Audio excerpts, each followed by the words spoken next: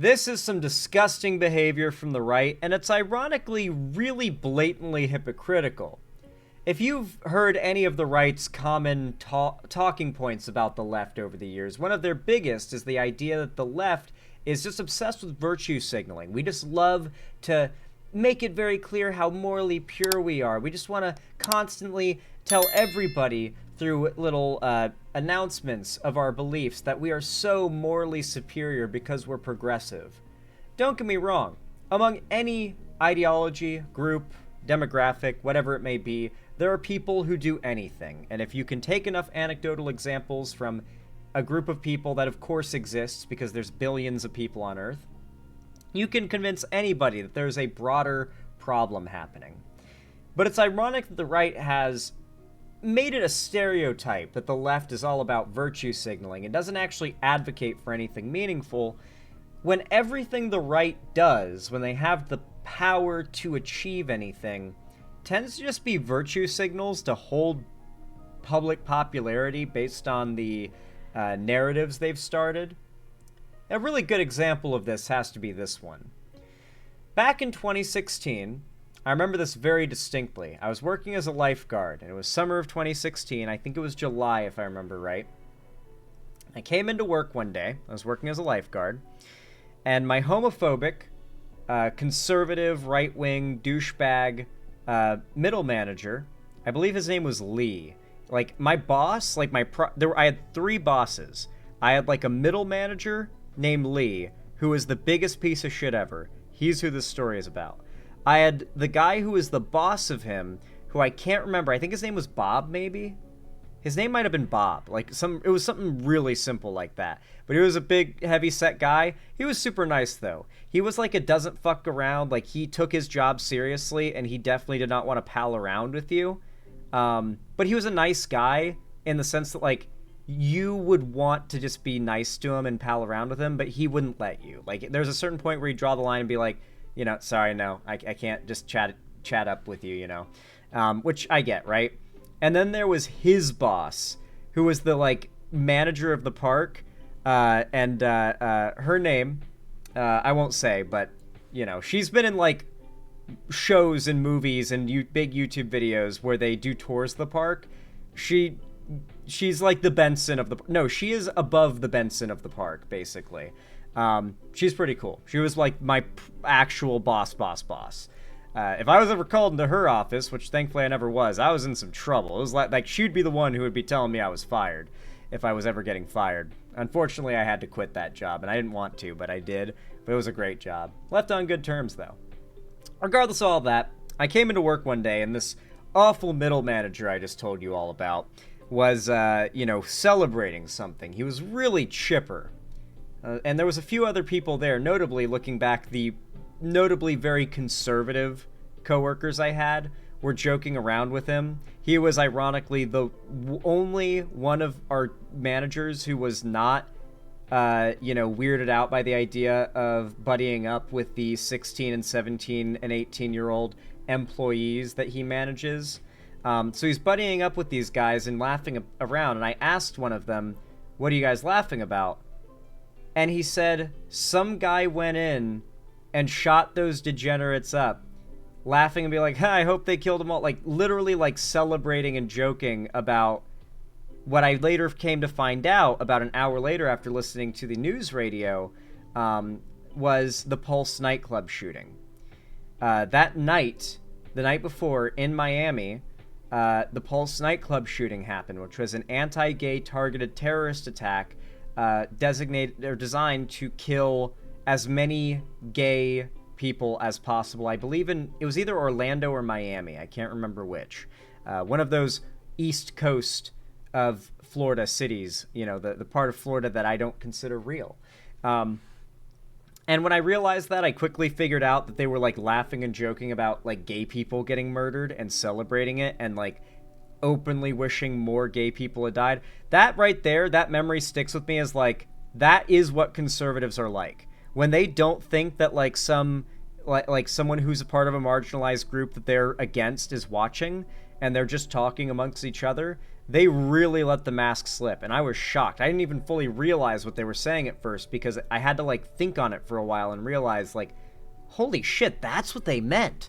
Because, like, it didn't make sense to me that they would be talking that way.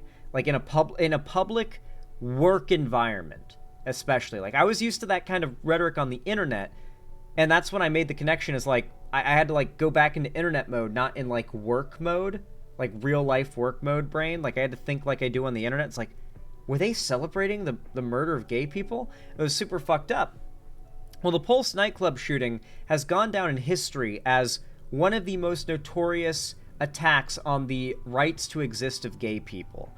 A blatant statement that if gay people want to exist, then they're going to have to face severe violence. Now, at the time, there was a massive move to memorialize the people whose lives were taken during this attack. Notably, the city has been painted with rainbow brick crosswalks. Like, whenever the parts where you cross the street, the brick crosswalk area has been painted with rainbows. Like, as such to, you know, pride, right? This is a city that was attacked because there was a gay population here. We're not going to let that make us hide that our city has gay people. We're going to be proud about it. The thing about that, though, is now, nearly 10 years after the Pulse nightclub shooting, the Republicans have still not let go that they're mad about the fact that people didn't all celebrate this terrorist attack. And so in response, Florida is now moving to force the removal of all rainbow memorial sidewalks to the Pulse nightclub shooting, and all other pride sidewalks and crosswalks and roadways, of which there are many in Floridian cities. They are now, by the state government, going to be forcibly broken up with jackhammers, removed, and replaced with just plain old gray road, as ordered by Ron DeSantis.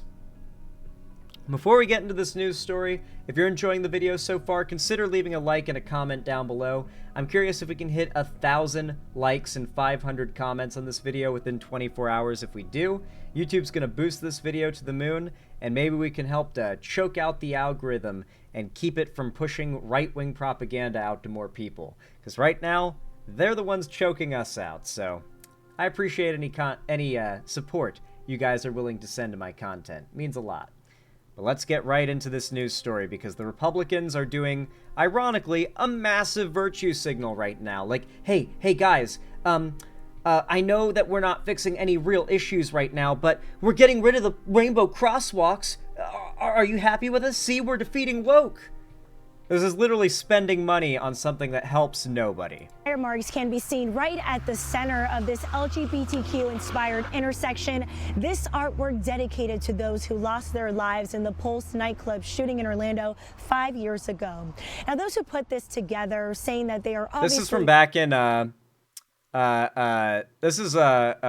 in 2021, this little bit. And now we're going to get to the, I guess... Is this broken up into pieces? Okay, and then we get to the current thing. Okay, it's a timeline of events. Very neat. Okay, so we got the full timeline. Very upset, but they're already seeing a ton of support from those in the area to try to fix it. So there are many things that indicate that this is a hate crime. It's targeted against the community. A symbol of love and it's been vandalized a lot. People love to peel out on this thing. Unity vandalized by hate. This is a photo from the Palm Beach County Human Rights Council showing tire marks on the newly painted LGBTQ pride intersection of Northeast 2nd Avenue and Northeast 1st Street in Delray Beach, just days after city leaders and over 100 people attended the official ribbon cutting last Saturday. We remembered one of the most horrible times in our community, in our country, that we lost 49 young souls in Pulse. And it was on that day that we remembered and we dedicated that crosswalk. Nicholas Coppola is a member of the county's LGBTQ Lake Worth Beach Community Center, Compass.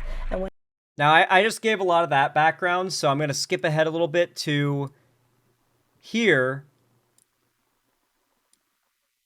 This is when the mural was vandalized. Is this going to touch on... Huh, I guess I clicked... This one must be too old. This doesn't touch on.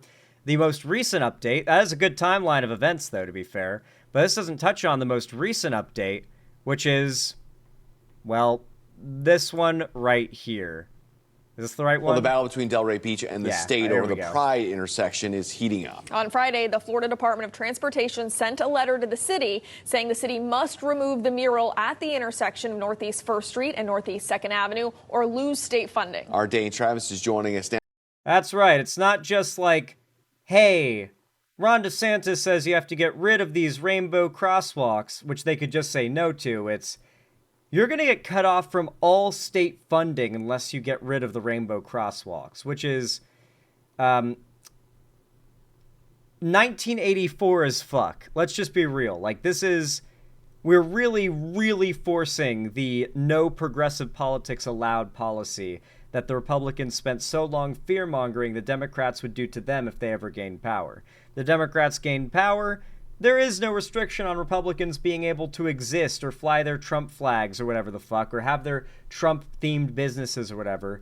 Meanwhile, they take power and they're trying to wipe out the right to be a left-winger, you know? Like, we're just descending into Nazi Germany. This is always how it goes. They pretend like they want political balance, and every normie and centrist agrees with that. Oh, it seems like the right just wants political balance. Okay, I agree with that. And so they support the right up until the right has a little bit more power on their side, and then they tilt the scales as far in their favor as they can, because balance was never their goal. Their goal was always to say and do whatever is necessary to get as much money, wealth, and power as possible.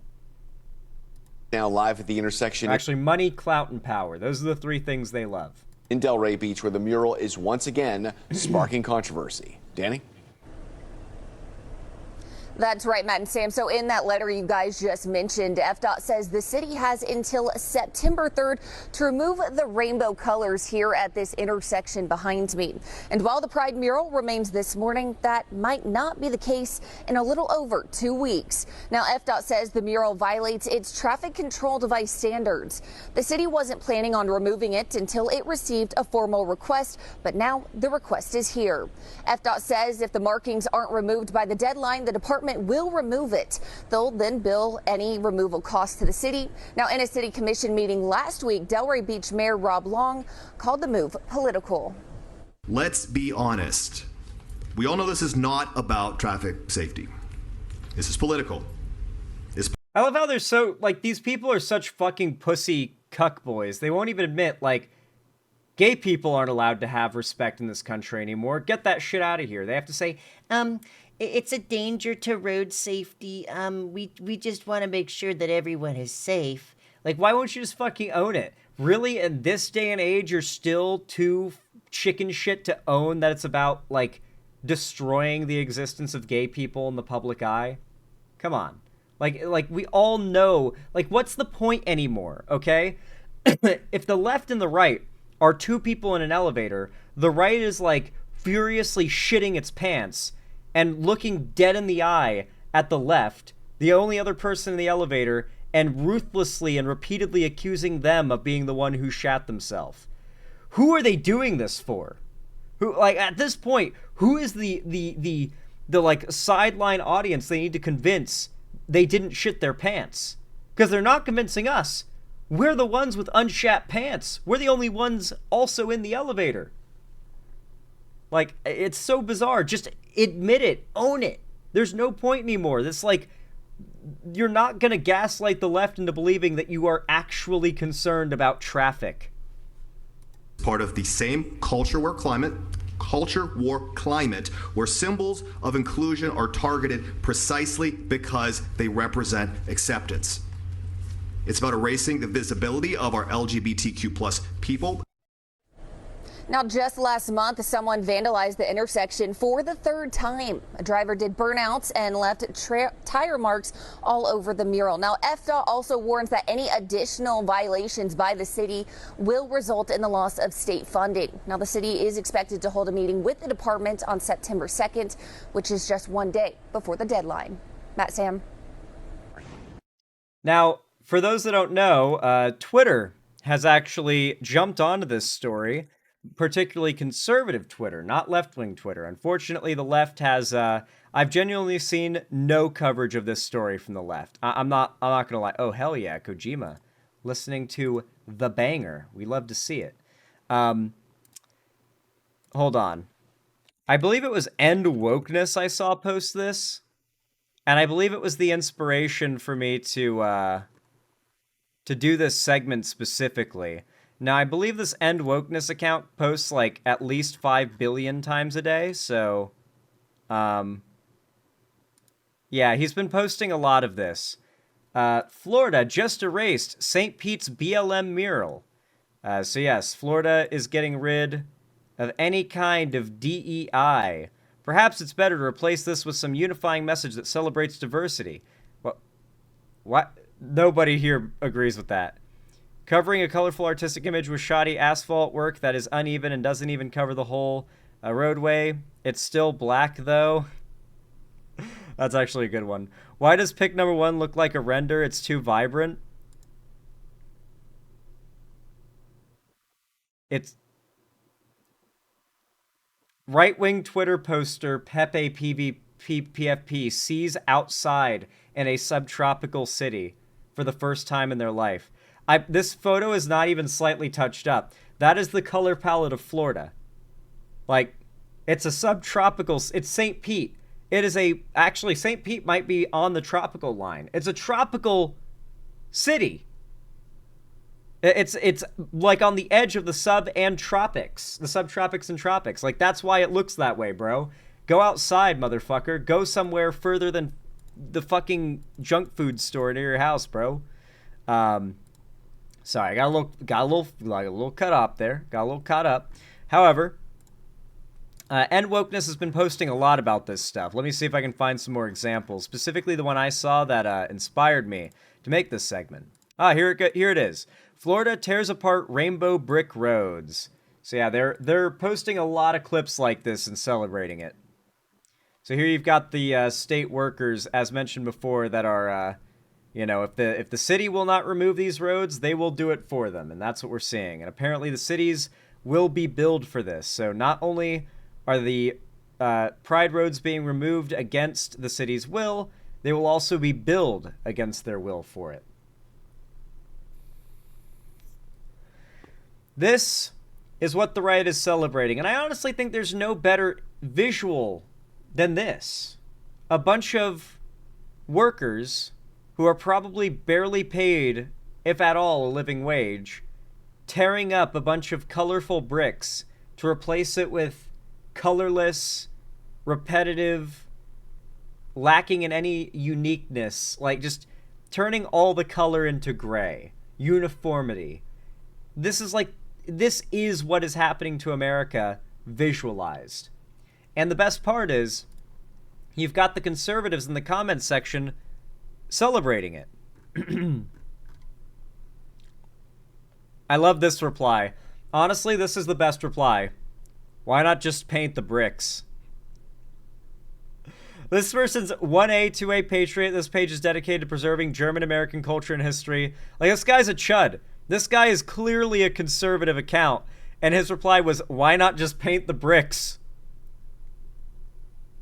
And the reason why they didn't paint the bricks is because they wanted to make sure the videos that came out of them ripping up the road would make the rounds on social media. They want it to be a message, not... Getting rid of it wasn't the point. The message of removing it was the point. It has to be a spectacle that they removed it, not just that they're gone one day. That wouldn't have achieved the desired outcome. Anyway, this is purely evil, and eventually all of this is going to bite the right in the ass because we're going to gain a building level of resentment that will continue to build and build and build and build until it coincides with a pendulum swing to the left in response to the absolutely dogshit far-right incumbent administration, where they have no ability of blaming the Democrats for any of their poor leadership. It's all Republicans, all across the board.